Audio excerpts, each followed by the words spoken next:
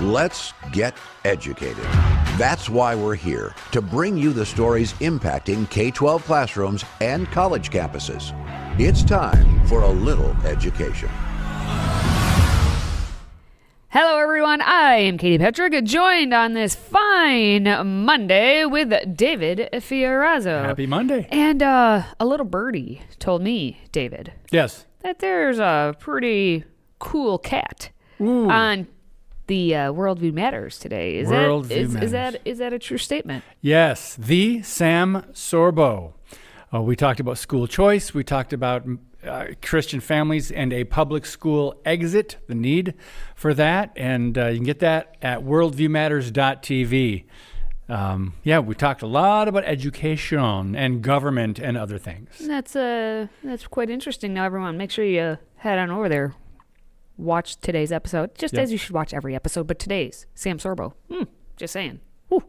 All right, well, we're here on Educated, so yes, not Worldview Matters, but Educated, and we are, of course, streaming on Rumble, on Facebook, on Apple, and on Spotify. So if you could hit us up on the chitty chat there, we're going to get rocking and rolling. Now, it's Trump Day, as I'm calling it, because we got a lot to talk about involving President Donald Trump, who is wasting absolutely no time in putting things back in order as he signs an executive order prohibiting federal funding for any school that teaches the critical race theory, which we called CRT, critical race theory, and that gender ideology. Because as he said on day one, there are but two genders, male and female. Two sexes? Two sexes, yeah.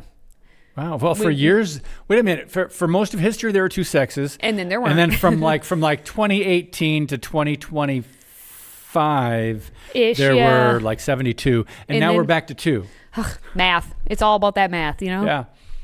So this is interesting. Now, I admire what they're doing. I'm thankful for it.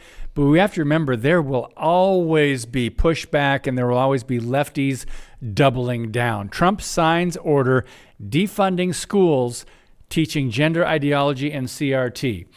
My question is, how will this be enforced and carried out? How will you be able to figure out what school? Because some are going to sneakily, some are going to rebel, some aren't going to follow this order. But his executive order prohibits federal funding for schools that are teaching, quote, radical anti-American ideologies. Now, as they should. They shouldn't receive federal funding if they're against America and biblical values. But here we are. We're going to watch this video and come back and talk about it. Wednesday, a new executive order, President Trump directing the Secretary of Education to create a plan to cut funding for schools to stop what he calls radical indoctrination for schools that teach things like critical race theory and what he calls gender ideology. I think that the fact that the president is holding true to promises that he made, I'm grateful for that. Andrew Hayes is a school board member in Lakeside. He supports the move. Last summer, he proposed a parents' bill of Rights, which eventually passed at the Lakeside Union School District. The move ensures parents are notified about certain issues regarding their students at school. I don't think that in K-8 classrooms we need to be having discussions about divisive social contrast. I just don't think it's important. But not everyone agrees. Brittany Fuller is the president of the Scripps Ranch Pride Council and also a local teacher. I think it's frightening. I think it's really scary. She's a local advocate who says the administration's move is already creating fear and uncertainty, and she thinks it will only lead to more inequity. And the reason that we have disparities today is because of the lack of education. So if we take away that piece again, there's going to be an entire generation that is missing out on history. An entire generation is missing out on history. The reason we have disparities today is a lack of education. Not a lack of color, though. There's so much wrong in that. Lots of color. Yeah, lots of color. You appreciated the radicalized rainbow. There's so much wrong in that report, though, and the way just the tone when it's talking about the president calls indoctrination and the president calls radical or anti-American. I'm thinking, all right, well, I would call that too, what they're doing in the schools. I would use those same words. But they're using, well, he calls it this. Well, the fact that she frames it as fear. There's fear. And then they put Donald Trump's face on there. Fear. He's inequities. Fear. Yep. It's ridiculous. Let's take a look at the actual official statement. Okay. Section 1, purpose and policy. It says that parents trust America's schools to provide their children with a rigorous education and to instill a patriotic admiration for our incredible nation and the values for which we stand. I mean, we all could agree on that, I guess, but maybe not everyone. It says, in recent years, however, parents have witnessed schools indoctrinate their children in radical anti-American ideologies while deliberately blocking parental oversight. Yes. That has happened, and they cannot deny it. Such an environment operates as an echo chamber in which students are forced to accept these ideologies without question or critical examination. In many cases, innocent children are compelled to adopt identities as either victims or oppressors solely based on their skin color and other immutable characteristics. We have talked about this many a time, all right. In other instances, young men and women are made to question whether they were born in the wrong body and whether to view their parents and their reality as enemies to be blamed. These practices not only erode critical thinking, but also sow division, confusion, and distrust, which undermine the very foundations of personal identity and family unity. The fear! True. The fear he just instilled in me. Oh, my goodness.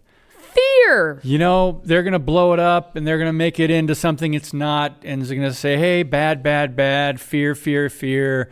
They're the ones, meaning the administration or Christians or whoever, that actually want to get back to real education.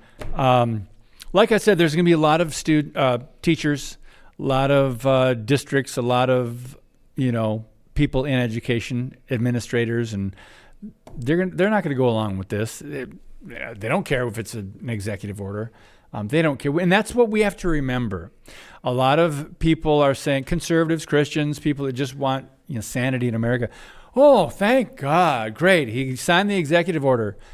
There's still an intense battle that rages, that needs to be fought. But I want to read something from the article. The order gives the Education Secretary 90 days to submit a plan for both protecting parental rights and eliminating federal funding for support for, quote, illegal and discriminatory treatment and indoctrination in K-12 schools, including based on gender ideology and discriminatory equity ideology, end quote. So, like naming someone inherently racist or privileged or oppressed, meaning Marxism, that's so entrenched in some of these government schools. No more Marxism, Yeah. Well, David says that, and I take it this is not me, but the woman in the video saying that chick needs Jesus in her life bad. Yeah. And Max thinks that parents will be all on this and they will police. Will they? Oh. So here's what's going to happen. Some places, absolutely, this will continue on in the maybe more rural places, in the what you quote unquote red states, but in the blue states, they will be trying to hide this as much as possible. I mean, they're going underground again. Yeah, basically. Just think of what we've generally seen, the responses to the Trump presidency, even the victory in the election, even though there was, quote, a red wave. There's a big segment of the left and the Democrats and the radicals doubling down, and they are going to resist almost no matter what the policy or executive order is. And that certainly includes education. So I believe they're going to double down. I hope I'm wrong. I hope some of them will go along with it. I hope there are some teachers still in government-run education in the public schools that will say, okay, now I'm going to obey that executive order because I didn't feel whether they're a Christian or conservative or not, maybe some of them didn't feel comfortable pushing all these radical ideologies, teaching some of the things they were told to teach. What do you think, Katie? Well, yeah, we're going to have to see what happens with it. It's one of those things. But we have actually another example of common sense coming back. So this should be unnecessary, but it's necessary in this day and age. So we had President Trump also sign an executive order that protects children from irreversible gender transition procedures. And he rightly said allowing these procedures is a stain on our nation's history and our children. Yes. The ones who have been mutilated have years of therapy and whatever else ahead of them to work through.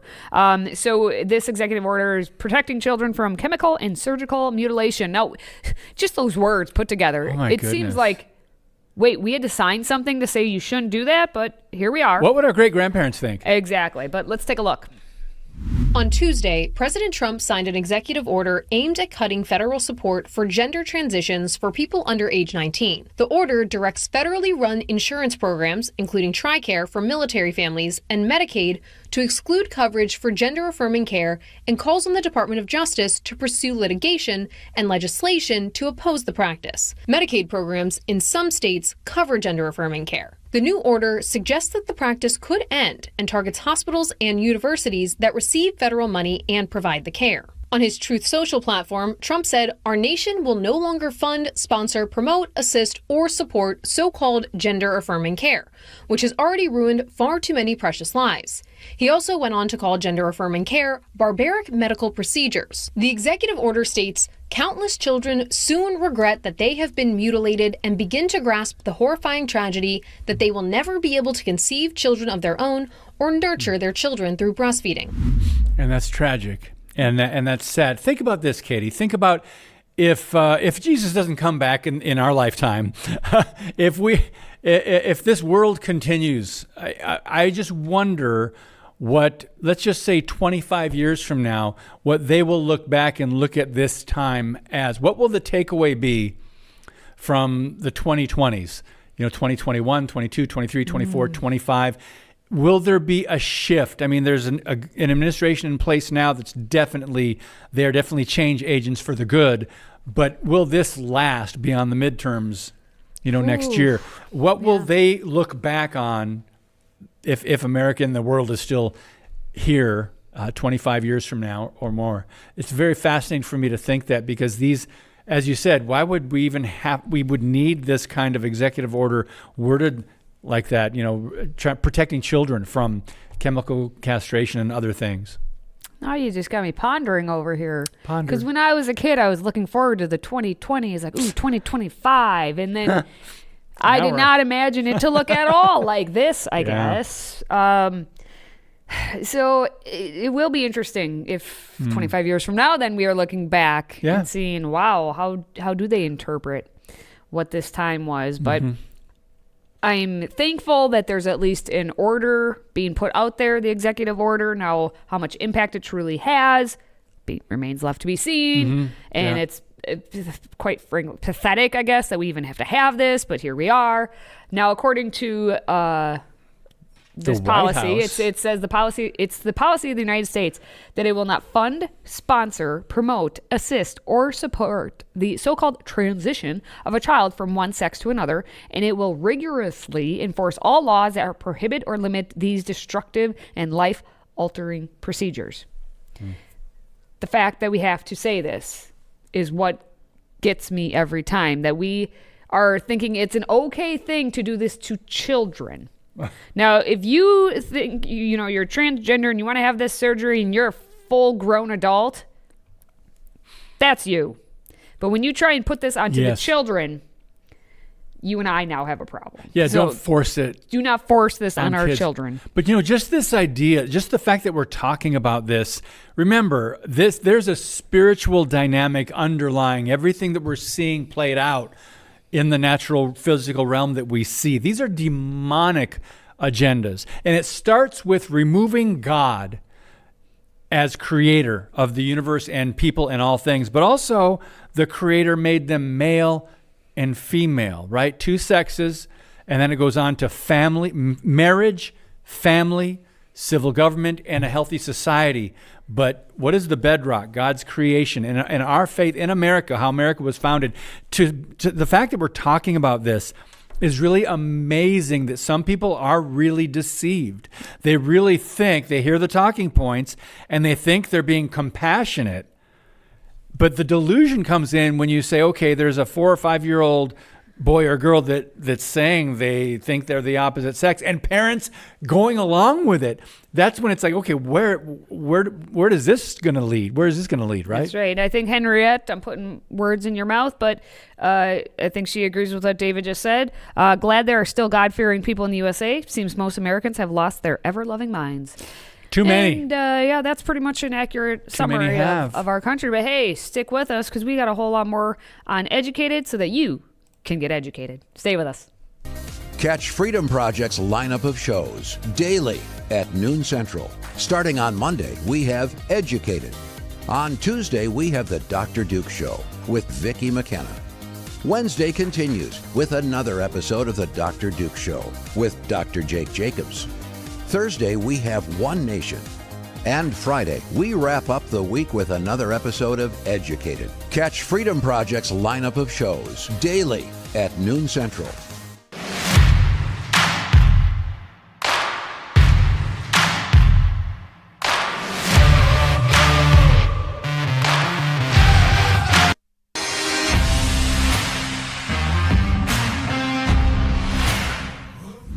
Well, I did say it was Trump Day here on Educated. Let's continue. So, as we continue, now the Trump administration is it's been getting to work.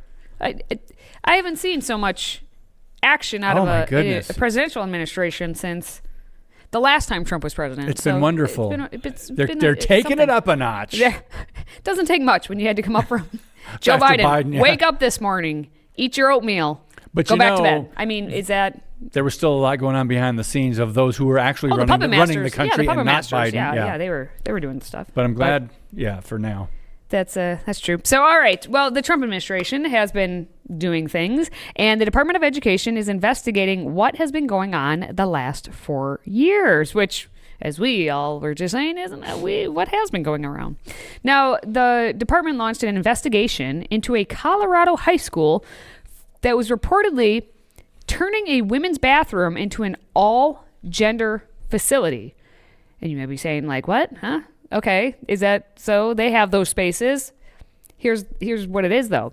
East High School in the Denver Public School District now has a men's restroom and an all-gender restroom. But we're missing the female-only space. No, we just have that and that, yeah. On the second level of their building, and the education department said in an announcement of the investigation, alleging that the school may have actually violated students' constitutional rights. So the department cited the Title IX rule, which mandates that institutions receiving federal funds provide similar facilities to both sexes. Let's take a look. We were, as parents, notified of the restroom. Like many parents, she is constantly keeping tabs on any outdoor or indoor campus changes, including a new all-gender multi-stall restroom installed over winter break on the school's second floor. These pictures sent to us by Denver Public Schools. I believe the school should be accommodating for everyone. So I am fine with it personally. She's also now aware of a U.S. Department of Education Office for Civil Rights investigation into Denver Public Schools for converting a once girls' restroom into an all-gender facility. A district spokesperson confirms that on the school's second floor, there are gender-neutral restrooms and restrooms designated for males only, but none designated for females only. The Department of Education sent a letter to the district saying that decision could violate Title IX, which prohibits sex-based discrimination in public education. We also talked to a handful of students, all with parental permission. Personally, I don't think it's right for that. I think females and males should be separated. When you see it, it's like, do you want to go inside? Because first it's the girls' bathroom, and sometimes there still be girls in there. So what, you want to go in there, like when the girls is in there? It'd be kind of awkward. I think that it was a bad idea because, we're young. We have different mindsets. I just feel like it makes the females uncomfortable. They should have just kept it like the same. Yeah, you should have just kept it the same. Here's the boys' room, here's the girls' room. Novel concept. Done. A novel concept. I mean, and again, we always talk about this, but why is it never that the boys' room has to get turned into like a girl who identifies as a boy? It's always the boys identifying as girls, and then the girls' spaces need to be adjusted. It's never the other way around. Why? Why is that? And 9.5 times out of 10, or 95 out of 100, I guess, when it comes to sports, it's boys who go on to the girl sports teams. It's not the girls going on to the boys sports teams. Again, I say to you, why? Why is that happening? Anyone? Someone help me out to understand this concept. I don't get it. I think the boys and their hormones understand they can get away with something here. There's a chance that they might be able to, especially in girls' dressing rooms. Do I need to paint a better picture for you? I don't think we need to go down that road. But this is evil. It's deceptive. It's under the guise of tolerance, right? We're tolerating these people that think they're the other sex or are confused. I want to go to one comment real quick. I don't know how much time we have, but Nikki, obviously you don't agree with us. Thank you for actually watching and for your comment. But Nikki said, clearly you have no idea what happens in schools.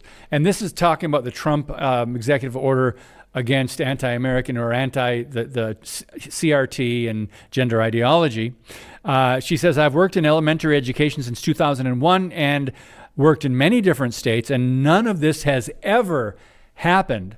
So I guess all the reporting that we have read and have heard through the last several years, maybe the reporters got it wrong, or maybe but we go to like Libs of TikTok, and they actually share these teachers that are in the schools that are actually saying this and doing this. They can't be making it up. So it is happening. I'm not sure, Nikki, maybe in your school it's not. Katie, do you have a brief comment? Congrats. Good. Yay. I'm glad it's not happening wherever it is that you are, Nikki, and hopefully it continues to not happen. But we need to get our students back to what education should be, teaching them to read, to write, to think critically, to be able to do math, to be productive citizens in this country so that we actually have a country and a society to live within. But it's not, it is what this nonsense has been happening across the nation for decades at this point. And it's basically exacerbated in the past 10, 12 years. Yeah. So we need to get it back to what it used to be. And hopefully, Nikki, you continue to not see that happening in the school districts you are. So that's where we're at. All right. Well, hey, we've got some fun stuff up next. It's called the Babylon Bee Headlines. Ever heard of them? We will discuss which headline is the best of the best of the best, sir. So stay with us. In 2024, we find ourselves at a pivotal moment where the call for unity, freedom, and a better future echoes louder than ever. Introducing Patriot Mobile, the wireless carrier that stands with you. We are committed to supporting the values that make our nation great. With affordable plans and reliable nationwide coverage, Patriot Mobile is not just a wireless service. It's a call to action for those who believe in the American dream. Get free activation now with promo code EDUCATED.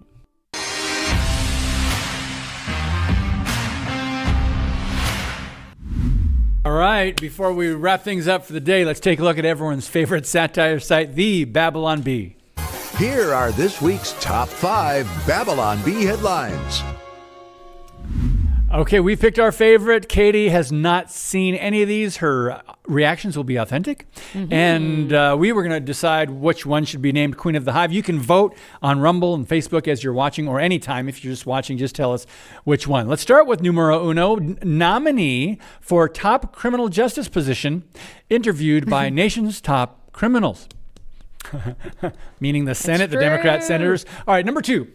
Elizabeth Warren asks RFK Jr. how he will address outbreak of smallpox from white man's blankets. Number 3. Single men begin dressing as illegal immigrants, hoping Kristi Noem will detain them. Number 4. Hero. Illinois governor vows to eat an extra large deep dish meat lovers pizza every day until Trump is stopped. Oh, that's just silly. And finally, number 5, exhausted media begs Trump to take a day off. They're just so exhausted. All right, for our friends watching online, make your pick. You can vote in the chat or in the comments there. Let us know which one. Katie, let's start with you. I know I'm looking at the list here. And there are, by the way, there are dozens of great ones in the last couple of weeks. But these were the ones that were narrowed down. I can see one or two of them. I mean, what do you think? I think lots of things. They're just for my own personal I'm going number 2 because Elizabeth Warren is ridiculous. Oh my gosh, she's and demonic. so her asking RFK to, I know she didn't actually ask him this, but like how he will address outbreak of smallpox from white man's blankets, because if you don't know, Elizabeth Warren claims she's Native and she's like not.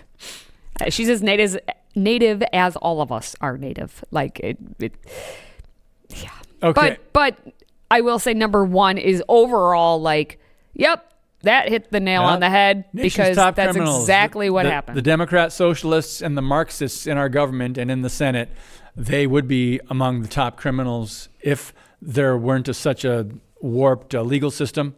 All right, number 5. That's you? I got to go with number 5. Okay, because fine. it's, I mean, the media, if they could beg him to take a day off, they would, because they're against everything, I think, almost everything.